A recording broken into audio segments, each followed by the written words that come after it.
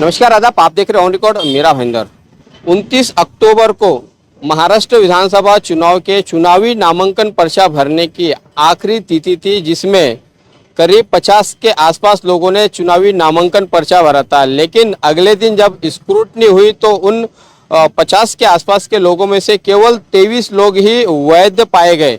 उन 23 लोगों में से कितने लोग चुनावी मैदान में उतरेंगे और कितने लोग अपना नाम वापस लेंगे, उसकी अंतिम तिथि 4 नवंबर थी, जो आज है। और आज हमें जो जानकारी मिली है इसी चुनावी कार्यालय से, जो तहसीलदार कार्यालय है भाईंदर पश्चिम में, वहां पर के 6 लोगों ने अपने चुनावी नामांकन वापस लिए हैं, जिसमें से एक है सुमन मेहता, जो एक्स एमएलए नरेंद्र मेहता की पत्नी है। दूसरे भारतीय जनता पार्टी के एक्स कॉरपोरेटर सुरेश खंडेलवाल। तीसरे चंद्रकांत मोदी, इन्होंने भी भाजपा से ही अपना चुनावी नामांकन पर्चा भरा था। चौथे है फ्रीडा मोराई, जिन्होंने बहुजन विकास आघाड़ी की तरफ से बड़े शोरों जोर से चुनावी नामांकन पर्चा भरा था। उसके बाद नया नगर के एजाज खतीब और रमजान खत्री, इन दोनों ने भी अपना चुनावी नामांकन पर्चा भरा था। तो ऐसे 6 लोग हैं जिन्होंने अपने चुनावी नामांकन पर्चे आज वापस ले लिए हैं, विड्रॉ कर लिए हैं। अब मैदान में 17 कैंडिडेट है जो अपनी किस्मत आजमाने जा रहे हैं।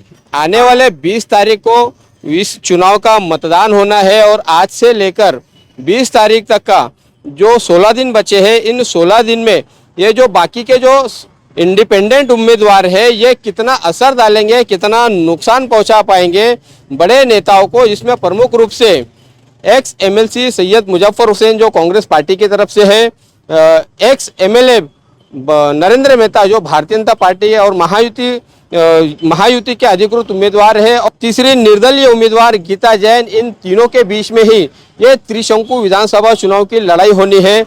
अब ये बाकी के जो निर्दलीय उम्मीदवार है, ये कितना असर डालेंगे, इन तीनों नेताओं के वोट बैंक में कितनी सेंधमारी करेंगे और कितना वोट हासिल कर पाएंगे, ये तो आने वाले समय में पता चलेगा। लेकिन ये साफ हो चुका है कि सिटिंग एमएलए गीता जैन फिर एक मर्तबा पूरी ताकत और जोरों शोर से इस चुनावी मैदान में क्रिकेट खेलता हुआ बैट्समैन, ये उनको चुनावी मतदान का एक चिन्ह मिला है, सिंबल मिला है, उसके आधार पे अब वो चुनावी मैदान में उतर चुकी है। आज पत्रकार परिषद हुई, जिसमें 146 के शिवसेना के उम्मीदवार प्रताप सरनाईक और 145 के उम्मीदवार नरेंद्र मेहता, इनके साथ में आरपीआई के देवेंद्र शिलेकर, राष्ट्रवादी कांग्रेस पार्टी के साजिद पटेल, जक्की पटेल और आसिफ शेख और इस तरह के नेता यहाँ पर सब मौजूद थे। 7-11 क्लब में जो आज पत्रकार परिषद हुई, उसमें खुद एमएलए प्रताप सरनाईक ने ऐलान किया है कि 145 के लिए भारतीय जनता पार्टी के निशान पर जो उम्मीदवार है नरेंद्र मेहता, उनके लिए मतदान करें। उन्होंने ऐसा आह्वान किया है शहर के नागरिकों के लिए, और खुद के लिए 146 से शिवसेना के वो उम्मीदवार है, ये भी उन्होंने साफ कर दिया है।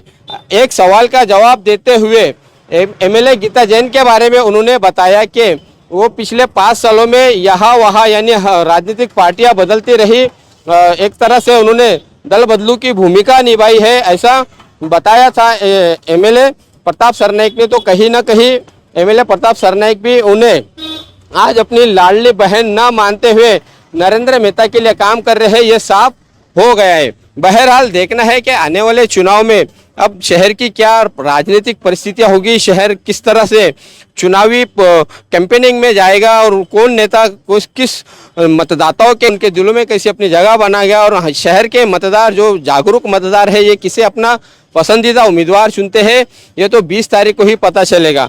लेकिन आज की खबर ये है कि जो 6 लोगों ने अपना चुनावी नामांकन वापस लिया है, उसके अलावा बाकी जो निर्दलीय 12 से 13 उम्मीदवार है जो अलग अलग चिन्हों से इस चुनावी मैदान में उतरे हैं, ये कितना सेंध मारेंगे किस नेता के या किस पार्टी को ये अपना नुकसान पहुंचाएंगे, ये तो 20 तारीख को ही पता चलेगा।